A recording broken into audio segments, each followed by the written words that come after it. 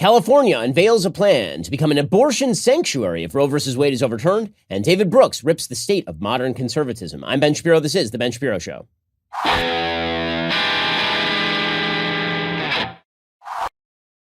The Ben Shapiro Show is sponsored by ExpressVPN. Your data is your business. Protected at expressvpn.com/Ben. We'll get to all the news in just one moment. First, your reminder that if you're trying to help your budget this holiday season, you have to check out Pure Talk. If you want to be a hero for the holidays, how about getting your loved one a brand new iPhone? That's right. Pure Talk has iPhone 12 starting at just $479 through the end of the year. They have the 13s as well. I switched over to Pure Talk. I'm getting great nationwide 5G coverage. That is the same coverage as the big guys because they use the same cell phone towers as one of the big guys. You can do the same. The average family saves over $800 a year, which is just smart. Like, why are you not doing that? I would not tell you to use a service that I'm not completely happy with. Make the switch.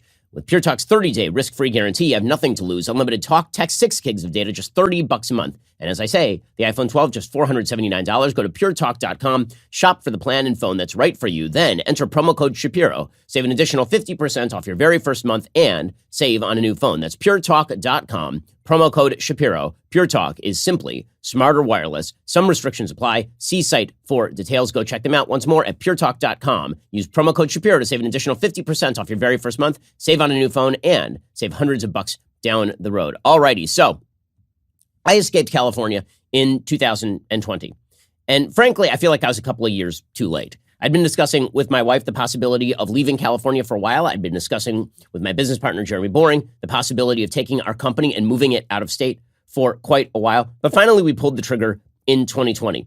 And not a moment too soon, as it turns out, because California has now reduced itself to a smoldering ash heap, apparently. It is amazing how governance makes a difference. It really does. Because California has been blessed with some of the greatest assets that God has ever bestowed upon mankind. It's got beautiful natural scenery. It's got unbelievable natural resources. It has high levels of intellectual capital. It's a huge bustling population. And yet somehow they are turning California into a dystopian hellscape. It truly is an unbelievable thing. And the vision for California has changed. And if California is sort of the harbinger of the future from the left, then it behooves us to take a look at what California has become. The California dream used to be that you would come out to California, you get a job maybe working at like JPL or maybe working in Hollywood, and then you'd be able to afford a house in Burbank or a house in the San Fernando Valley amidst the orange groves with a white picket fence and 2.5 kids, and you'd be able to create a life for yourself. This was the promise of California. And if you look back at the old tourism videos from the 1950s in California, this was the pitch. Everything was clean and new. Okay, now, obviously, this is not to pretend that there were no problems in California or in the country in 1953, the most obvious being segregation. Although in California, segregation was lower than it was in most other places in the country. LA was one of the least segregated cities in America in the 1950s. But to pretend that racism wasn't a massive problem in the 1950s is, of course, silly. But that's not the point. The point is that the vision that was being presented for what life would be like in a thriving California was pretty simple. It was law-abiding. You had shows on TV in the 50s and 60s about the greatness of the LAPD. You had a generalized feeling of opportunity, that this was a great place to raise a family.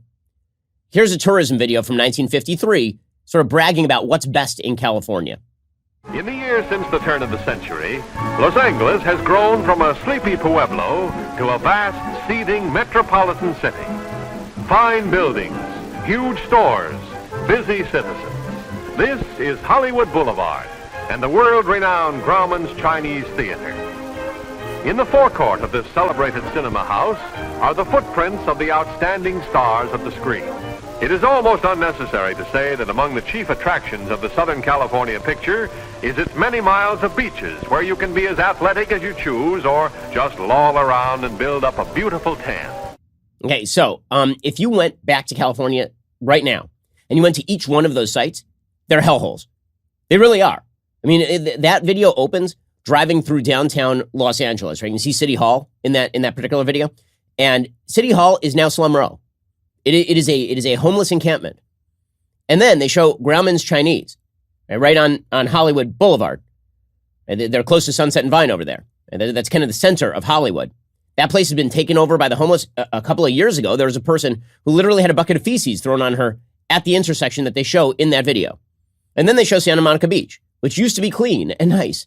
Santa Monica Beach is so bad that the weekend before my family left California, we were getting kind of nostalgic because my wife and I had gone on our first date at the Coffee Bean near Santa Monica Beach. And then we had gone for a walk along the beach. And even then, it wasn't so bad. This is 2008, 2007, late 2007. And we went back there as sort of a nostalgia play.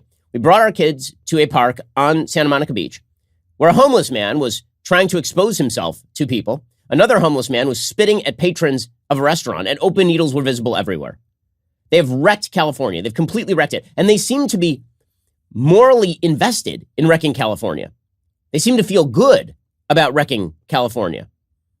It's as though they've decided that all of the benefits of living in California have to go away. And the way that they're going to make up for the complete failure of their system of thought is by proclaiming their own moral superiority. So the latest round of this sort of insanity comes courtesy of the Associated Press.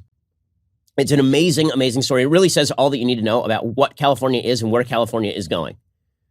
Apparently, California is seeking to become now what they call an abortion sanctuary.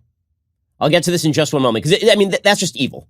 I'm sorry. So you have decided that your state's tourism industry is now going to be based on women coming to kill their babies within your borders. So my new state of Florida, we're paying police officers like 10 grand bonuses to come and help protect the population. California, they're literally now saying that they will pay the hotel bills for women who wish to decamp to California to kill their unborn children. A pretty stark contrast.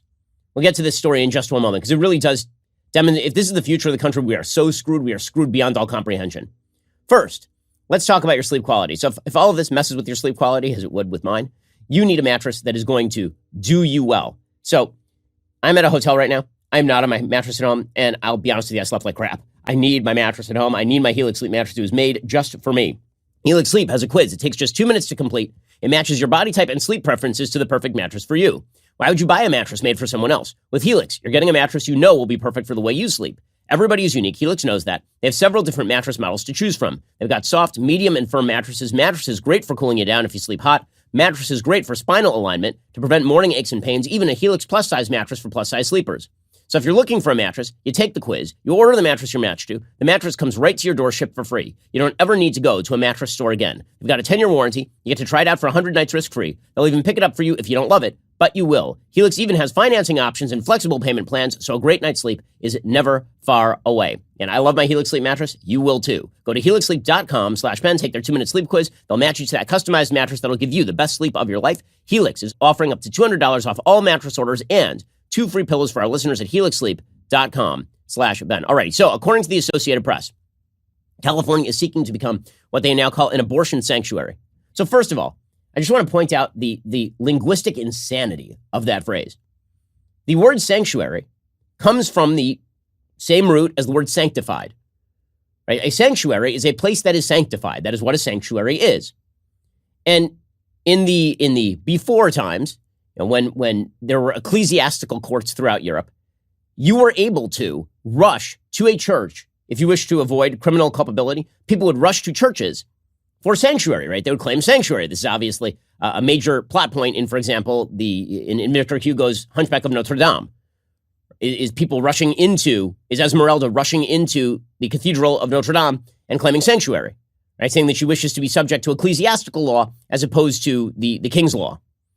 Sanctuary was a way of claiming God's providence over you and not the state's providence. Now you have the state of California declaring sanctuary for either illegal activity in the form of illegal immigration or for the worst sin in American life, abortion. It's now going to be a sanctuary, a sanctified place, protected from all others for abortion. You're not rushing to avoid culpability for an act for which you believe you are innocent. You instead are rushing to a sanctified place where your abortion can be protected. The language is so paganistic as to shock the conscience.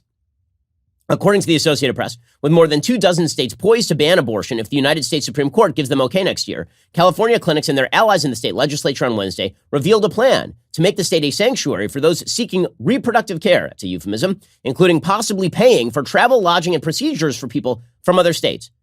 So they're not just saying we're going to keep abortion legal in California, which is exactly what you would expect, of course. They're literally saying that they will take the taxpayer dollars of the people who pay taxes in California to pay women to come to the state to kill their unborn children. So remember, the California dream was come here, raise a family, buy a house, get a job, lead a law-abiding life, and contribute to the building of the world's greatest economy. And now the California dream is move to California, get a crappy one-bedroom studio apartment, have a homeless guy sitting directly outside your door, shooting heroin into his feet, and if you need an abortion, we'll pay your hotel and maybe medical bills. The California dream is come on over here, we'll put you up at the Hilton, and we'll carve that baby right out of you. That is a rather astonishing change and bespeaks a suicidal society. Any society that is actively incentivizing abortion is a suicidal society. There's no other way to put it. You're literally destroying your fertility rates. You're destroying your future on a literal level. If kids are the future, as the left constantly agrees, right? We all agree kids are the future because there literally is no future without kids. Then actively fomenting the killing of unborn children seems to be anti-future.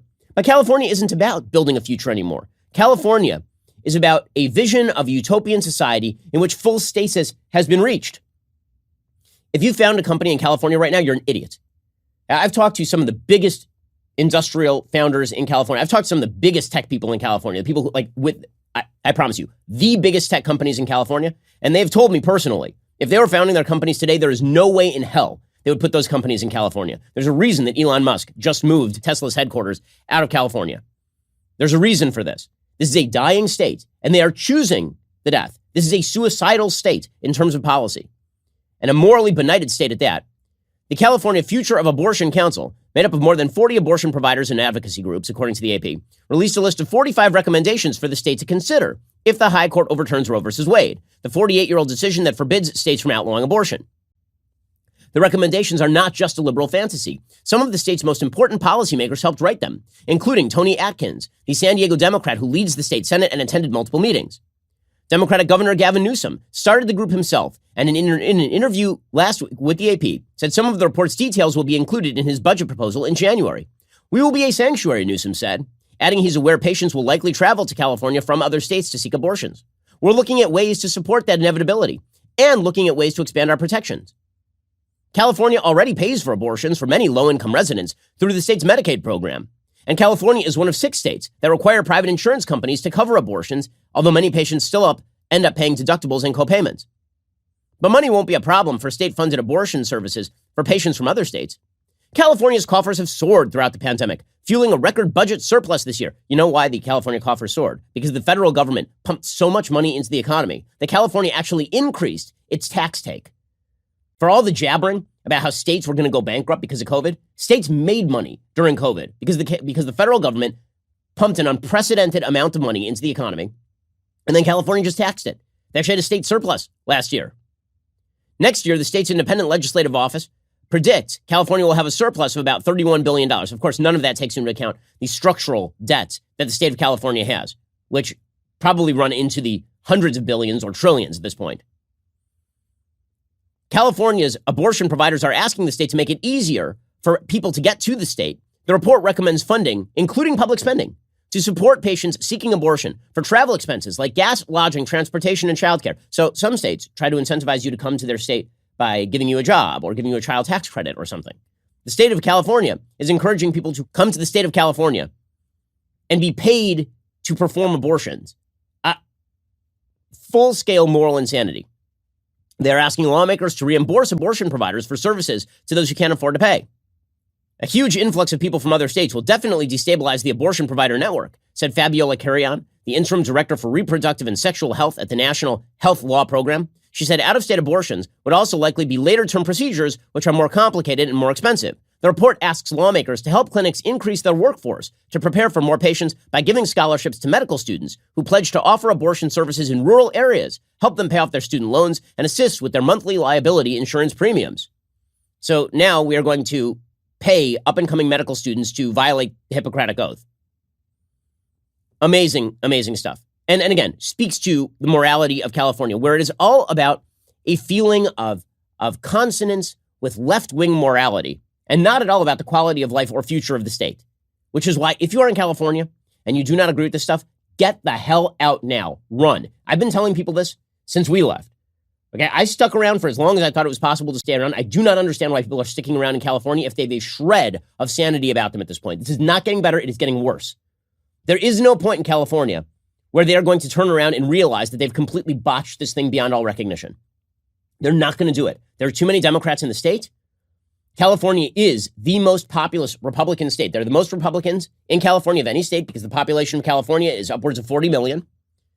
If you are a red state person in the blue state of California, get out while the getting is good. Move to a purple state. Move to a red state. It'll improve your life radically, and you won't be complicit in the taxpayer funding of the death of the unborn. The fact that this has become the California dream, it's a California nightmare. Unreal. And by the way, the California nightmare is on every scale. It's on every scale. It makes elites feel really good about themselves because they can say, I paid for this poor woman's abortion. I paid for her abortion. That homeless guy, he gets to live on the street because of me. And we even have needle exchanges. Look how much sympathy we have for people. We're not prosecuting criminals. We want those criminals to be out on the street. Should somebody's life be ruined just because they engage in a smash and grab every so often? Well, I'm glad that they feel good about themselves because they can afford to wall themselves off in their own little Elysium. But that ain't the real world. And California is becoming a hellscape for the vast majority of its citizens at this point. And we'll get to more on California in just one second because as goes California, so goes the entire left. If you think this is going to stop at California, you're wrong. It starts in California and then it moves throughout all of the blue states.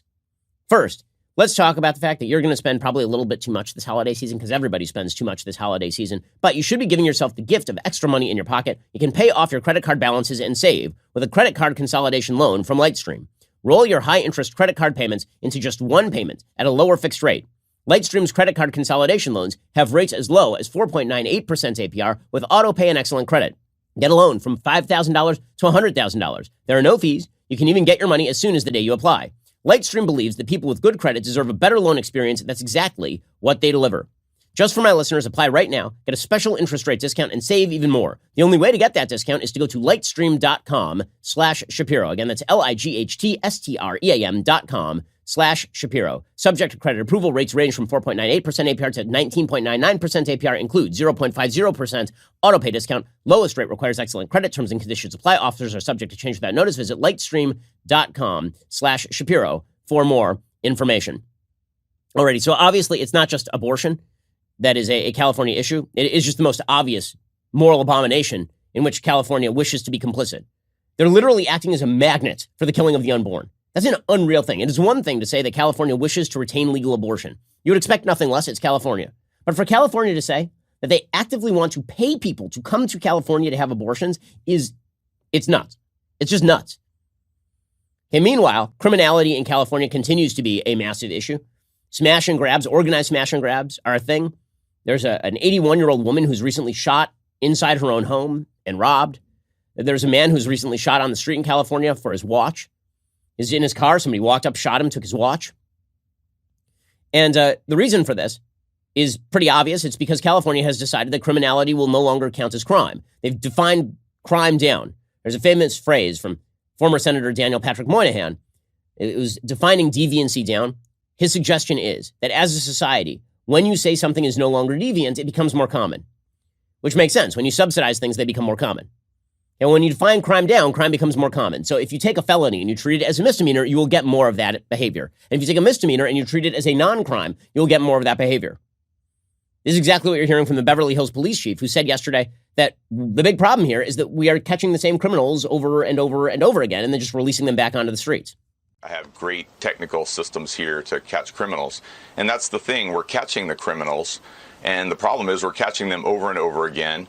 And they're being released very quickly without bail, and they're not staying in prison. So we just continue to deal with the same people again and again. That's Mark Stainbrook. He is the Beverly Hills police chief. He said this is a confluence of about 10 years of laws and policymaking, starting with Prop 47, then AB 109, then Prop 57, which essentially decriminalized many of the crimes in California.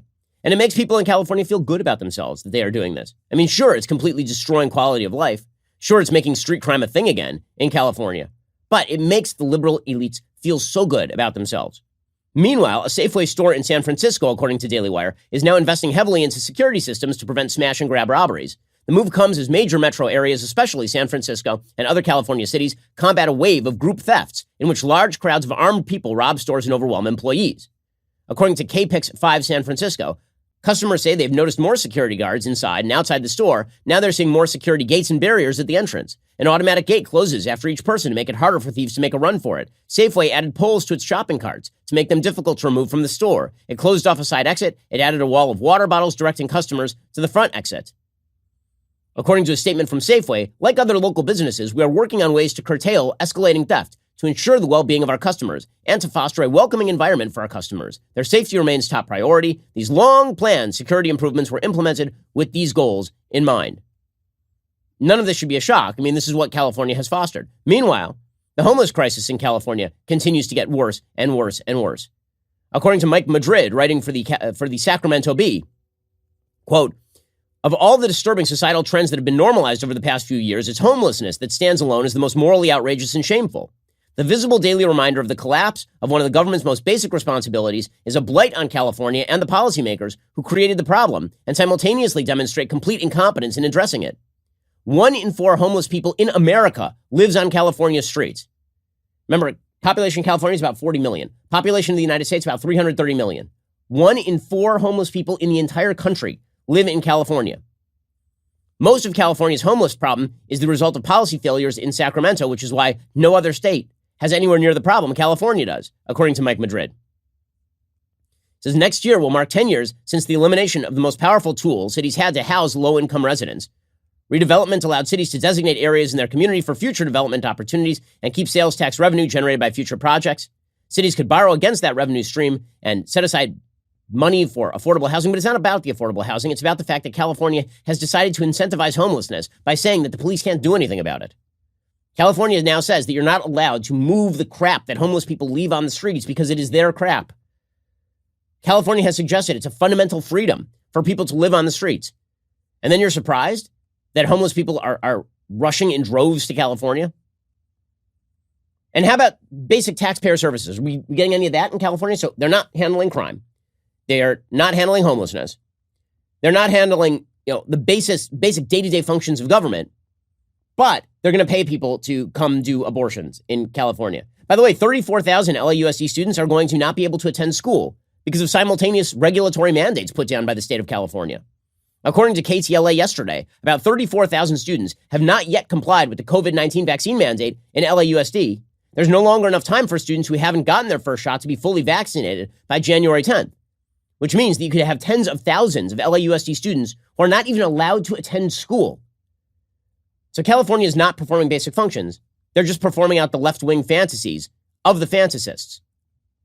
And presumably, this is the sort of policy that Democrats would like to see adopted across the nation. After all, Gavin Newsom is a national hero to members of the left. And people, by the way, are making that move with their feet. They're doing what we did. If they're in California, New York, Illinois, people are leaving. They've decided they want no more of this. And the left just continues along with it. In just a second, we're going to get to the critique of conservatism put forth by David Brooks, who used to be the quote-unquote conservative at the New York Times, because I think it speaks to the conflict, the ideological conflict that is happening in the country and the complete ignorance of a certain level of elite quote-unquote conservative to deal with the realities on the ground of our current situation. First, let's talk about the perfect gift. The perfect gift this holiday season is steak. There's no better gift than steak. And let me tell you about Omaha Steaks. OmahaSteaks.com is going to get you the steaks that you need. OmahaSteaks.com. Enter Shapiro into the search bar. You can save over 50% when you order the perfect gift package today. For $99.99, you get the world-famous bacon-wrapped filet mignons, chicken breasts, sides, desserts, and so much more. When you use code Shapiro, you not only save over 50%, you also get an additional 8 Omaha Steaks burgers free with your order. Omaha Steaks is ready to ship right now. Order that perfect gift package today at omahasteaks.com. Don't forget, you'll get 8 free burgers when entering code Shapiro in the search bar. And if you're a new customer ordering for the first time, enter Shapiro at checkout, get 20% off select packages. Achieving gifting greatness with Omaha Steaks. Incredible flavor, incredible value, 100% guaranteed. A couple of years back, Omaha Steaks got me like a kosher steak. Let me tell you, that thing lives on in my memory because it was so spectacular. You can make the magic happen for friends and family this holiday season. omahasteaks.com, keyword Shapiro for the perfect gift package today. Okay, so if California is governed like garbage, and if life is getting worse in places like California, and if businesses are fleeing, and if the state has decided that its top priority is not to enforce the law and protect its taxpayers, but to, in fact, tax the taxpayers in order for people to get abortions, then how exactly, why do Democrats keep voting for this? Why do people keep voting for this? And the answer is the feeling of unearned moral superiority. That is the answer. Because it certainly is not the policy successes. It's a feeling, like life is worse in the big cities right now. Life is worse in New York City. They're telling you that you can't take your 5-year-old to McDonald's without vaxxing your kid. They're telling you in LAUSD you cannot send your kid to school without vaxxing your kid. Okay, life is getting worse in these places. So what is the draw? Like, why? And the answer is the unearned feeling of moral superiority, the belief that you're just better than those other guys. There's a piece in Salon.com today which really sums this up from the execrable Amanda Marcotte. She has a piece today titled, "Young Democrats Are Right. There is no reason to date or befriend Trump voters." So she's talking about a new poll from Axios. The new poll from Axios shows that only 5% of Republicans said they wouldn't be friends with someone from the opposite party. But 37% of Democrats say they would not be friends with a Republican. Also, 71% of Democrats would not go on a date with someone with opposing views versus 31% of Republicans. Now, I'll be honest with you. I think that there's a big difference between being friends with somebody and dating somebody. Because my vision of dating is that you end up marrying somebody. I really think that you should share values with somebody that you marry. So on a dating level, I sort of agree with the notion that you should have a baseline agreement on values. But I understand that's not how people actually date. People now date for pleasure or date for sex or date for a variety of other reasons that don't involve marriage at the end of that chain. But the basic finding of the survey is pretty clear, which is that Republicans are pretty tolerant of Democrats, but Democrats are absolutely intolerant of Republicans. According to Amanda Marcotte, this is a good thing because Democrats are superior human beings. And this is the argument you are seeing throughout American politics. This has been going on for a long time. I wrote a book in 2012 called Bullies, the basic premise of which was that the left liked to claim that the right was the bullying force in American public life. But the real bullying force in American public life were people of the left who truly believe that they are morally superior to the people with whom they share a country. And Amanda Marcotte makes that case quite beautifully. She says, this is about desirability, not tolerance. Democrats are desirable as friends and lovers, not just to their fellow party members, but to Republicans as well. You see, Democrats are so wonderful that even Republicans want to hang out with Democrats. But Republicans are so garbage that Democrats don't want to hang out with them. Only stupid Republicans would want to deal with other Republicans. So she says, Democrats are desirable as friends and lovers, not just to their fellow party members, but to Republicans as well. But Republicans, they apparently don't have much to offer to Democrats as friends, and certainly not as lovers. Digging into the polling shows why this is. As the Axios write-up by Neil Rothschild notes, young Democrats believe that GOP positions, spearheaded by former President Trump, are far outside of the mainstream and polite conversation. In particular, human rights, and not just policy differences, are at stake. Right? These would be the human rights like killing the unborn. These would be the human rights, according to the left, like pretending that a boy is a girl and indoctrinating kids to believe that they can be members of the opposite gender. These would be human rights like saying that it is a good thing for people to live in their own filth on Sunset Boulevard, shooting heroin into their feet. These are the human rights that Democrats definitely need to maintain. And if you disagree with them on policy, this means that you oppose human rights. Amanda Marcotte says, no duh. Just last week, the GOP-controlled Supreme Court made it clear they plan to strip basic bodily autonomy rights from everyone with a uterus. The Republican Party is rallying around violent white supremacist rhetoric. Relatedly, a Harvard poll from last week shows more than half of young Americans feel democracy in the country is under threat. Over a third think they may see a second U.S. civil war within their lifetimes. This isn't about a dispute over marginal tax rates. If you, quite correctly, believe that Republicans are plotting to destroy democracy, why would you want to be friends with people who support that? And this is the case that Amanda Marcotte is, and this is the case that California Democrats are making. Right? As their governance gets worse and worse, the specter of the opposing party has to get worse and worse to justify that. You have to somehow make an excuse to yourself for why you suck at your job, and your excuse is, well, the other guy is so much worse. Those people are so much worse. According to Amanda Marcotte, the anger on the right over this polling shows this isn't really about liberal intolerance, but an ugly sense of entitlement among conservatives. It's fueled by a belief that they should be as obnoxious, cruel, and bigoted as they want without having to pay any social penalty for it. That attitude is especially troubling when it comes to dating and is tied to long-standing sexist assumption that women owe men their time and attention even when they don't find them attractive. Oh, is that what it is? Really? Really? So you're going to boil down Republicans pointing out that if you won't be friends with somebody from the opposing side of the aisle, this means that it's very difficult to share a polity. You're going to boil that down to men feel a sense of entitlement from women? She says, that the bottom line here is that Republicans need to suck less, right? You need to just be a Democrat, and then we will deal with you. But otherwise, quote unquote, good, this is what she says, good on young Democrats for seeing clearly what the Joe Scarboroughs of the world don't want them to see, which is that Republicans are bad people, and you should never, ever treat them as fully human. Hilariously, she then claims that Republicans don't treat people as fully human. Right? The entire column is about treating Republicans as not fully human, and then her complaint about Republicans is that they dehumanize people. Okay, but this lies behind so much Democratic rhetoric these days. It lies behind half of what Joe Biden says. And the entire Democratic agenda right now is to paint political opposition as people who oppose democracy. How deeply rooted is this idea? It's so deeply rooted that Joe Biden is about to have a quote-unquote democracy summit. And at this democracy summit, there's a serious pitch for Joe Biden to tell other democracies that American democracy is on the verge of extinction, which is crazy. Okay, that's insane. If we're talking about why American democracy is on the verge of extinction, there's some pretty good systemic reasons, such as an authoritarian administrative state that is not answerable to the people, creating regulations from whole cloth that apply to tens of millions of Americans, like, say, maybe an OSHA vax mandate.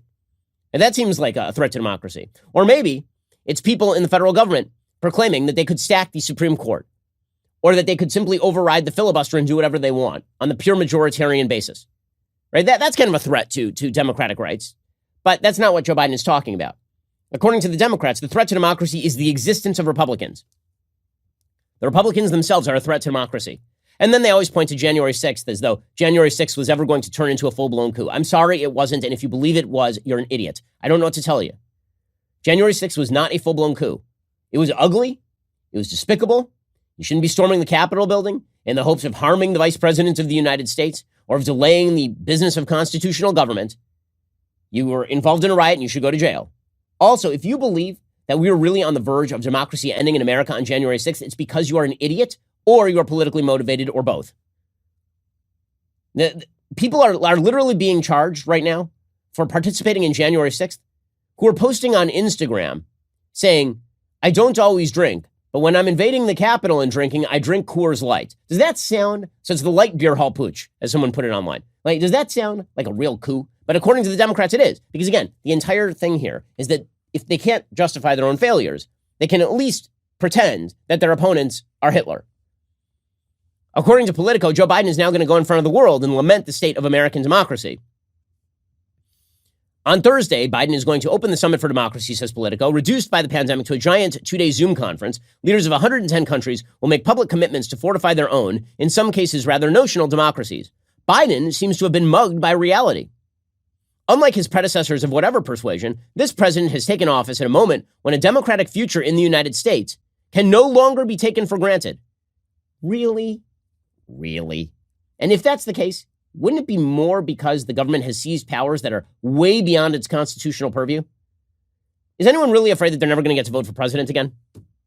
Is anybody truly afraid they're not going to get to vote for their local rep? What are we talking about here? But this is the Democratic pitch. No task seems more urgent than protection of democracy at home and abroad, according to Politico. Secretary of State Antony Blinken said, quote, in every conversation I've heard Joe Biden have with a foreign leader, the centerpiece of the conversation has been that he sees the fundamental struggle of our time as the face-off between autocracy and democracy. And it's fundamental for the U.S. to lead the effort toward the democratic resilience and reinvigoration around the world.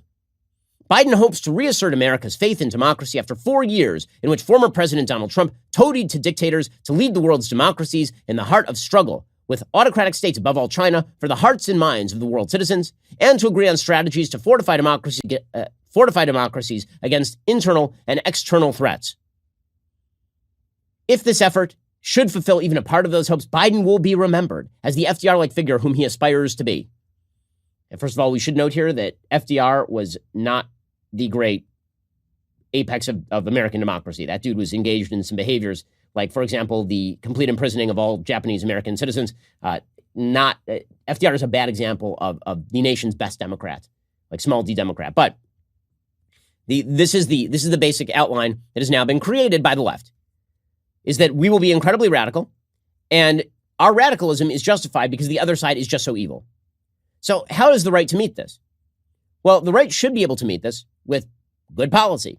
The right should be able to meet this with good policy and with good ideas and with tried and true ideas. But it seems that many on the right have bought into this rhetoric because their brains were fried by Trump. There's no question that Trump was a reaction to the left. That American politics, just like all politics, is incredibly reactionary. And people tend to react very strongly to things and then to sort of put aside qualms in pursuit of the reaction. But there are some people on the right whose brains are so fried that they think that the future of democracy is indeed in the hands of Democrats. And this is how you end up with an entire wing of the establishment Republican thinking that is dedicated to the proposition that you should be a Democrat. This is why you will see the conservative case for California, or you'll see the conservative case for Drag Queen Story Hour, or according to David Brooks, essentially the conservative case for voting Democrat. We'll get to that in just 1 second because it is delusional. First, let's talk about the fact that you should, right now, if you own a home, refinance. It's just a thing you should do. You should do it before the rates rise.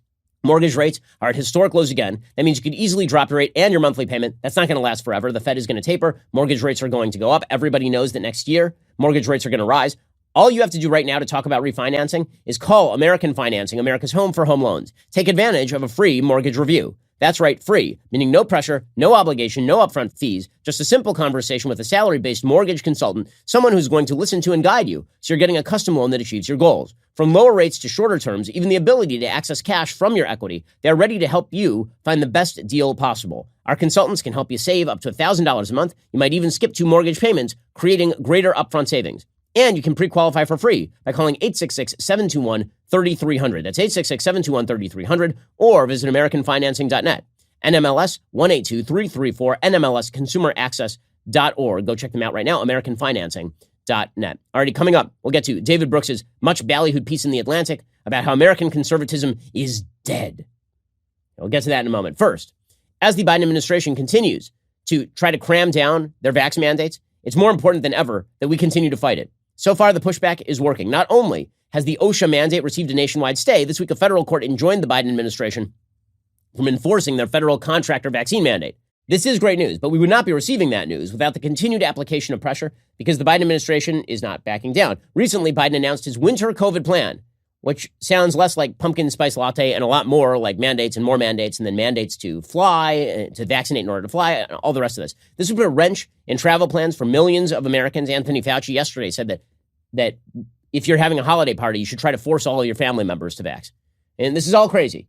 Only pressure is going to make them stop this. That's why we filed a lawsuit against Joe Biden's vaccine mandate for private employers. The government does not get to make our private medical choices for us or dictate how we live our lives based on those choices. We need your help. If you haven't signed our petition against Joe Biden's vax mandate, I need you to head on over to dailywire.com/do-not-comply to add your name. We need to send an overwhelming message to this administration. The American people will not comply. Our goal is to reach 1 million signatures.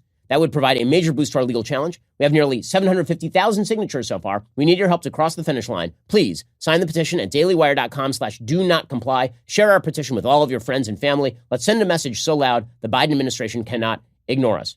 Also, it is now a matter of utmost importance. You go pick up a copy of Matt Walsh's new children's book, Johnny the Walrus. Why? Well, because his book not only sold out within the first 24 hours, it is now the #1 LGBTQIAAPZ & Hebrew bet little tilde thing that goes over the N in Spanish, plus bestseller on Amazon. And yes, the book is sold out. Don't worry, you can reserve your copy at Amazon to get your hands on the next batch, shipping out soon. Johnny the Walrus is the exhilarating, magical tale of a young boy who pretends he's a walrus, which is a great adventure until the internet tells Johnny's mommy that Johnny actually is a walrus, and she must, as a good mother, uphold his trans walrus identity. If you know Matt's brain, you know that the book's going to be twisted and hysterical. You should go buy it right now. Head on over to Amazon, reserve your copy of Matt's timely masterpiece, Johnny the Walrus, today. You're listening to the largest, fastest growing conservative podcast and radio show in the nation.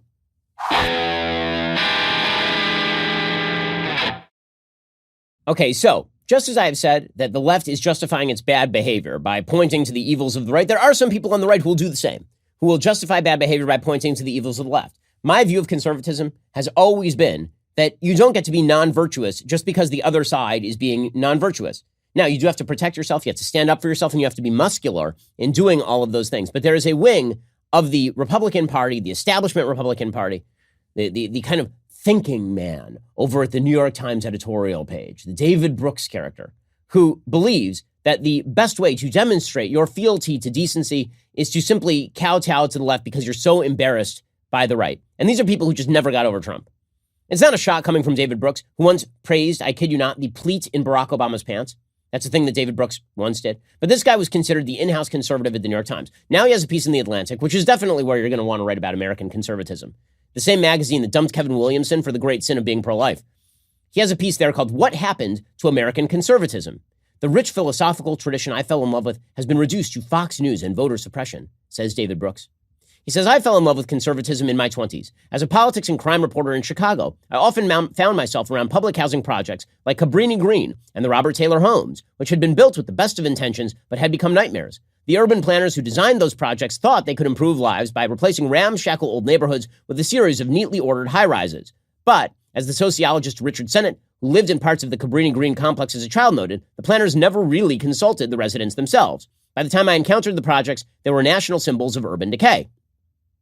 Back then, I thought of myself as a socialist. Seeing the fallout from this situation prompted a shocking realization. This is exactly what that guy I read in college had predicted. Human society is unalterably complex, Edmund Burke argued. If you try to re-engineer it based on the simplistic schema of your own reason, you'll unintentionally cause significant harm. Right? This is one of the fundamental bases of conservatism, is the idea that rationalism is not proof positive that you should do a thing. That human beings are uniquely capable of coming up with bad reasons to do things. And so wisdom of the past is a really good guide to what has worked and what has not, right? This is the argument that Edmund Burke made in the face of the sort of floating rights of the French Revolution. His idea was that if you try to re-engineer society ground up, you're going to fail because society is really, really complex and you shouldn't screw with it too much. Right? This is the old G.K. Chesterton quote about the difference between a wise conservative and a foolish liberal. A wise conservative comes across a fence in an empty field, doesn't know why it's there, and says, I'm not going to tear that down until I know why that was there in the first place. A liberal comes across the fence, says, I don't know why that's there, I'm tearing it out. And so accepting the reality of people making decisions in the past and that you have a tradition that has been handed down to you is really important. So conservatism is very much about tradition. Now, that tradition is also tied into human reason, and it's tied into received rights. Okay, so David Brooks talks about his version of conservatism. He says, what passes for conservatism now, however, is nearly the opposite of the Burkean conservatism I encountered then. Today, what passes for the worldview of the right is a set of resentful animosities, a partisan attachment to Donald Trump or Tucker Carlson, a sort of mental brutalism. The rich philosophical perspective that dazzled me has been reduced to Fox News and voter suppression. He says, I recently went back and reread the yellowing conservatism books I've lugged around with me over the decades. I wondered whether I'd be embarrassed or ashamed of them. I have to tell you, I wasn't embarrassed. I was enthralled all over again. And I came away thinking conservatism is truer and more profound than ever, and that to be a conservative today, you have to oppose the Republican Party. So here we go, the conservative case for the Democratic Party, which currently is rejecting all wisdom of the past, right? This is the soft-headedness of some of the Republican establishment. When I say Republican establishment, I mean people, the Lincoln Project gang and the David Brookses of the world and the entire literati of the Bulwark, a group of people who have basically decided that they are going to side more often than not with Democrats because Democrats hold the keys to the future because they're just so angry at Republicans for going overboard on Donald Trump. Okay, that's wild. It's a wild perspective because if you're trying to decide which party is more likely to mirror your priorities of preserving the wisdom of the past and not following rationalistic desires to destroy everything that we know to be true already in the pursuit of some sort of aimless utopia, then I don't know how in the world you could side with the Democrats. This is a party that currently denies the reality of biological sex. This is a party that suggests that racial essentialism is a functional feature of American life.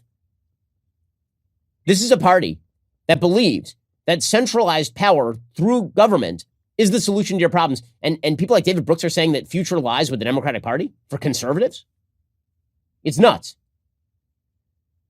Says David Brooks, this essay is a reclamation project. It's an attempt to remember how modern conservatism started, what core wisdom it contains, and why that wisdom is still needed today.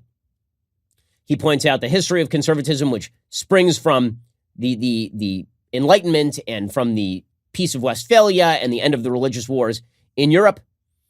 He says, One camp, which we associate with the French Enlightenment, put its faith in reason. Some thought a decent social order can be built when primitive passions like religious zeal are marginalized and tamed, when individuals are educated to use their highest faculty, reason, to pursue enlightened self-interest, and when government organizes society using the tools of science. Another camp, which we associate with the Scottish or British Enlightenment of David Hume and Adam Smith, did not believe human reason is powerful enough to control human selfishness. Most of the time, our reason merely rationalizes our selfishness. They did not believe that individual reason is powerful enough to even comprehend the world around us, let alone enable leaders to engineer society from the top down. This is one of core conservatives' principles, epistemological modesty, or humility in the face of what we don't know about a complex world, and a conviction that social change should be steady but cautious and incremental. Down the centuries, conservatives have always stood against the arrogance of those who believe they have the ability to plan history. Okay, so I have a question. How in the world are you saying that you need to side with the Democrats, David Brooks? How? Explain. Like, truly explain. He says, conservatism certainly has an acute awareness of sin, selfishness, greed, lust. Conservatives also believe that in the right circumstances, people are motivated by the positive moral emotions like sympathy and benevolence. These moral sentiments move you to be outraged by cruelty, to care for your neighbor, to feel proper affection for your imperfect country. They motivate you to do the right thing. Your emotions can be trusted, conservatives believe, when they are cultivated rightly. The key phrase, of course, is cultivated rightly. The only way to govern an unformed creature would be through a prison state if a person has not been trained by a community, right? So you need a community. So there's no state of nature. You grow up in a community, right? All of this is correct. This is a correct assessment of what conservatism has typically represented. Now, conservatism does have a place for liberty. Conservatism is not just about accepting the wisdom of the past. It is about bringing up people in accordance with right reason, which is a natural law term. The idea being that you have to look at the universe, discern its rules, and then try to abide by those rules. That way lies human happiness. Natural right and natural law are related. Natural law, which is the idea that human beings have the capacity to understand much of the universe, and then they can derive fundamental propositions for life from the nature of that universe. That has an outgrowth in natural rights, which is the idea that along with those laws comes spheres of liberty. Okay, so conservatism is about all of that, because that is part of the received wisdom of the past. Okay, but somehow, David Brooks then comes to the conclusion that the future lies with Democrats who hate you, and hate conservatism, and hate the wisdom of the past, and wish to level all of it. So David Brooks continues. He says, I realize that every worldview has the vices of its virtues. Conservatives are supposed to be epistemologically modest, but in real life, this modesty can turn into brutish anti-intellectualism, a contempt for learning and expertise. Conservatives are supposed to prize local community, but this orientation can turn into narrow parochialism, can produce xenophobic and racist animosity toward immigrants, a tribal hostility toward outsiders, a paranoid response when confronted with even a hint of diversity and pluralism. Conservatives are supposed to cherish moral formation, but this can turn into rigid and self-righteous moralism. And conservatives are supposed to revere the past, but this can turn into an abject deference to whoever holds power. And he thinks this is what's happened to American conservatism. He says that American conservatism is now hardening into xenophobia and brutalism. He says that he thinks that the tension between America and conservatism is too great. He thinks that Donald Trump is the opposite of Burkean conservatism. He thinks that the future of conservatism lies, again, in moving away from these traditional American values. And even from, just in order to distance himself from Trump, he's basically willing to go side with Alexandria Ocasio-Cortez, seems to be the main pitch here. He says that conservatism makes sense only when it's trying to preserve social conditions that are basically healthy. America's racial arrangements are fundamentally unjust. Okay, now he's speaking the language of the left. America's race relations were fundamentally unjust in 1965. They're not fundamentally unjust in 2021. They're not. Okay, but he has embraced this because it makes him feel good about himself, and he gets to hang out with his liberal friends. He says that conservatives have fallen down the rabbit hole of believing too much in free markets, which, of course, is incredibly silly if you've seen the Republican Party these days. But, again, the reason that I point out this essay is to point out that there's an entire wing, just Democrats understand that the only way to justify their own agenda is to see Republicans as enemies. And there are a bunch of people on the right who are so self-doubting and so self-loathing because so many of their friends did something they don't like in backing Donald Trump that they're willing to go along with it. It's an amazing transformation, and it's an amazing and debilitating move. Right? David Brooks says that he is content to plant himself in the rightward edge of the leftward tendency in the more promising soil of the moderate wing of the Democratic Party, if its progressive wing sometimes seems to have learned nothing from the failures of government and to remote cultural stances that divide America, at least the party as a whole knows what year it is. In 1980, the core problem of the age was statism. In 2021, the core threat is social decay. And he thinks that social decay is going to be arrested by the Democratic Party? The Democratic Party is the party of social decay. That's the party of California. If conservatives can't see that, then fine, go side with the Democrats. Really, we have no use for you. If you cannot see that the party of social decay is the party that wants taxpayer-funded abortion magnets, then I do not know what to tell you at this point. Alrighty, we'll be back here later today with an additional hour of content. Coming up soon is the Matt Walsh Show. It airs 1:30 p.m. Eastern. Be sure to check it out over at Daily Wire. I'm Ben Shapiro. This is the Ben Shapiro Show. If you enjoyed this episode, don't forget to subscribe. And if you want to help spread the word, please give us a 5-star review and tell your friends to subscribe too. We're available on Apple Podcasts, Spotify, and wherever you listen to podcasts. Also, be sure to check out the other Daily Wire podcasts, including The Andrew Klavan Show, The Michael Knowles Show, and The Matt Walsh Show. Thanks for listening. The Ben Shapiro Show is produced by Elliot Feld. Executive producer, Jeremy Boring. Our supervising producer is Mathis Glover. Production manager, Pavel Wydowski. Associate producer, Bradford Carrington. Post-producer, Justin Barber. The show is edited by Adam Sayevitz. Audio is mixed by Mike Coromina. Hair and makeup is by Fabiola Cristina. Production assistant, Jessica Kranz. The Ben Shapiro Show is a Daily Wire production. Copyright, Daily Wire 2021. On the Matt Walsh Show, we talk about the things that matter, real issues that affect you, your family, our country, not just politics, but culture, faith, current events, all the fundamentals. If they matter to you, come check out the show.